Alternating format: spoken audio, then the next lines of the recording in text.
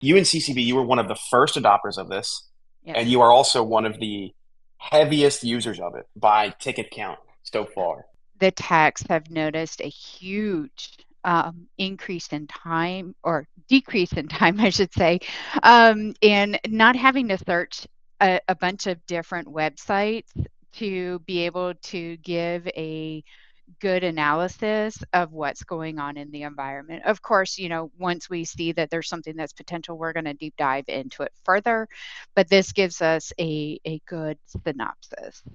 And it also helps with not having to interact with the end user to be like, can I get the email attached to an email so that way I can review Yeah. it? All that information is right there. We can start engaging as the moment we receive it versus waiting on the end user to give us more information. That AI scraping of even just doing any email that is submitted through ConnectWise is definitely a game changer. CNWR is one of our oldest clients, but also one of the earliest adopters.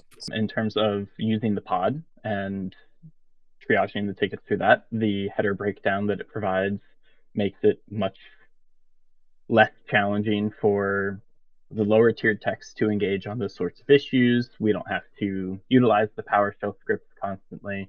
And so just being able to see those tickets come in and remove them from mailboxes without all the extra steps involved is great.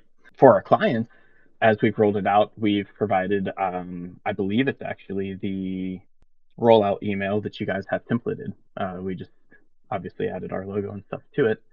And the sheer amount of increase in client interaction for email reporting has skyrocketed since we started rolling it out for our client base.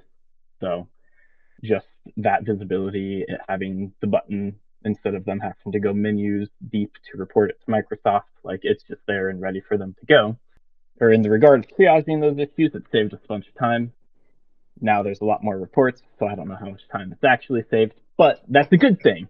That's a good thing. Our clients are engaged, and that's what actually matters there. It has really shown who's doing their trainings, who hasn't. People report spam constantly, and we can follow up with them, show them the differences of spam versus phishing, and just make sure that they're utilizing the tools correctly and making themselves more aware. Further advancements, looking forward to it, because like being able to filter those emails as they come in and be able to like remove that specific email instead of all mail from that sender for business email compromise situations, that's Yeah. like the biggest improvement that will happen, and I'm excited for that.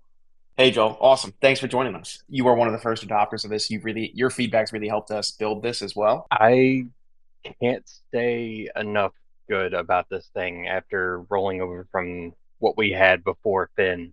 It was a lot more micromanaging, a lot more time spent per ticket. They were, the previous ones would handle the training aspect of it, but as far as handle the procedures in the back, write up the SOPs for the engineers, and just the time saved on help desk from handling the email flow has been fantastic.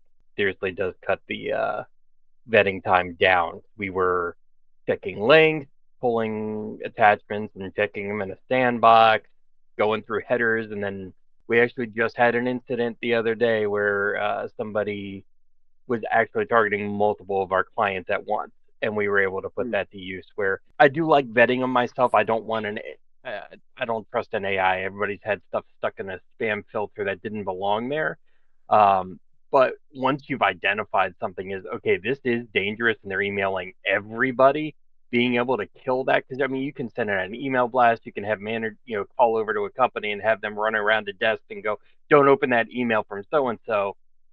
There's always going to be somebody who doesn't pay attention. This is fantastic, and I used to have to do that kind of stuff with PowerShell. We try to usually handle things individually. We have Tia that handles things in ConnectWise when we see something and we're like, okay, this wasn't a sim, this isn't just spam, this is malicious, let's block it. When it's hitting multiple clients at once like that, being able to just nip it in the bud without having to panic and put a couple engineers on it so we can handle it in a couple of minutes, that was worth every penny right there.